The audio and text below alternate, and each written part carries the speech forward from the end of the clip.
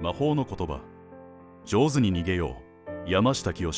彼は幼い頃から重度の知的障害と診断され、11歳の時に養護施設に入園。ハリエと出会い、その才能を開花。みんなが僕をバカにするけど、僕はみんなのことバカにしないんだな。全国各地を放浪しながら創作活動を続け、日本のゴッホ、放浪の天才画家と呼ばれる。自分がいいところへ行こうと思うと、少しもいいところへ行かれない。いいところへ行こうとしなければ自然にいいところへぶつかる。いいところへ行こうとするからいいところへぶつからないんだろう。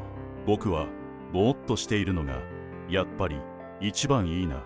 おにぎりがもらえるまで歩くからもらえないってことはないんだな。今はゆっくり休もう。